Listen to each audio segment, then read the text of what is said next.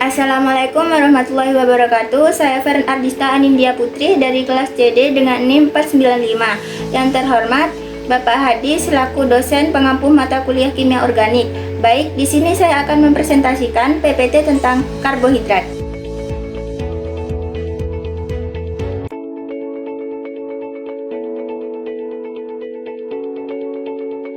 Di sini saya akan menjelaskan tentang pengertian karbohidrat.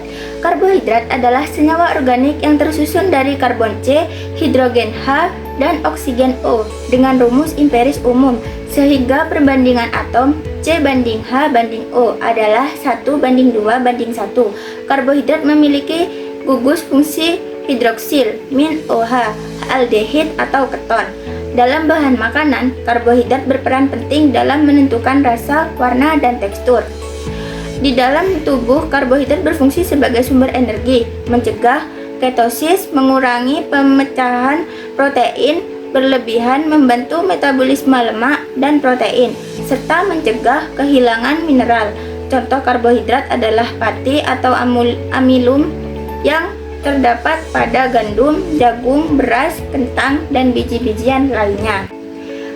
Untuk selanjutnya ada jenis karbohidrat. Yang pertama ada monosakarida, yang kedua ada disakarida, yang ketiga ada oligosakarida, yang keempat ada polisakarida.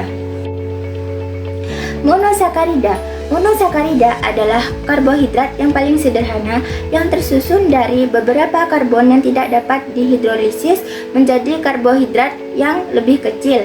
Monosakarida umumnya tidak berwarna, berbentuk kristal, larut dalam air, tetapi tidak larut dalam pelarut nonpolar. Berdasarkan gugus karbonilnya, monosakarida dibagi menjadi aldosa, mengandung gugus aldehid seperti glukosa, galatosa, dan deoksiribosa, serta ketosa mengandung gugus keton seperti fruktosa. Berikut adalah struktur monosakarida. Yang kedua ada disakarida.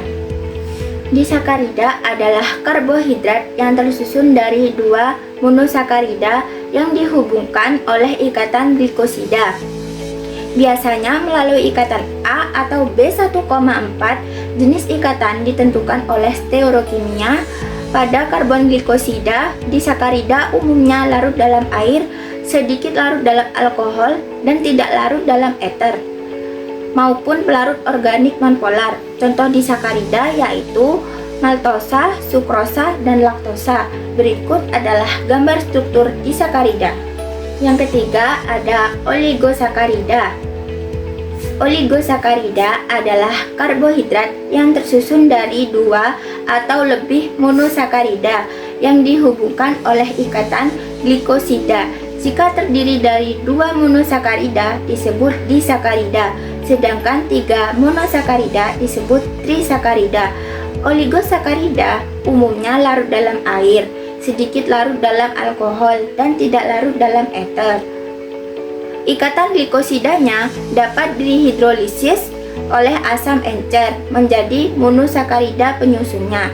Contoh oligosakarida banyak ditemukan di alam, yaitu sukrosa, laktosa, dan maltosa. Berikut adalah gambar struktur contoh oligosakarida. Baik, yang keempat adalah polisakarida. Polisakarida adalah karbohidrat kompleks yang tersusun dari banyak unit monosakarida yang dihubungkan oleh ikatan glikosida. Polisakarida yang hanya terdiri dari satu jenis monosakarida disebut homopolisakarida, sedangkan yang mengandung jenis lain disebut heteropolisakarida. Struktur polisakarida terbentuk lurus, bercabang atau melipat dengan ikatan umum yaitu 1-4 dan 1-6. Berikut adalah gambar struktur polisakarida. Baik, yang selanjutnya ada uji reaksi. Yang pertama ada uji Benedict. Uji Benedict bertujuan untuk mengetahui adanya gula reduksi dalam sampel. Prinsipnya, gugus aldehid atau keton bebas pada gula reduksi mereduksi ion Cu2+ dan CuSO4 dalam susunan alkalis menjadi Cu- yang membentuk Cu2O susunan alkalis diperoleh dari Na2, CO3, dan natrium sitrat pada reagen Benadic. Hasil positif ditandai dengan terbentuknya endapan berwarna hijau, kuning, hingga merah bata sesuai kadar gula reduksi. Semakin merah bata warnanya, semakin kandungan gula reduksi dalam sampel. Berikut adalah gambar contoh uji reaksinya. Yang kedua ada uji Seliwanov. Uji Seliwanov digunakan untuk mendeteksi ketoheksosa menggunakan reagen resorsianol dalam HCl6M.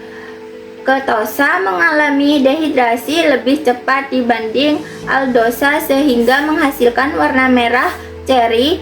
Fruktosa dan sukrosa memberi hasil positif, sedangkan glukosa, laktosa, kilosa, dan galaktosa termasuk aldosa. Berikut adalah contoh gambar uji Seliwanov.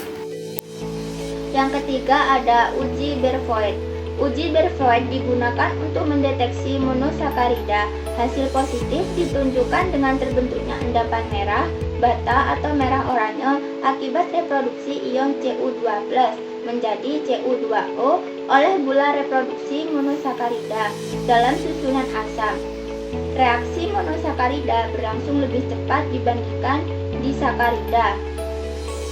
Berikut adalah gambar contoh reaksi uji Bervoet. Berikut untuk daftar pustakanya dari semua materi. Terima kasih. Sekian presentasi dari saya, kurang lebihnya mohon maaf. Wassalamualaikum warahmatullahi wabarakatuh.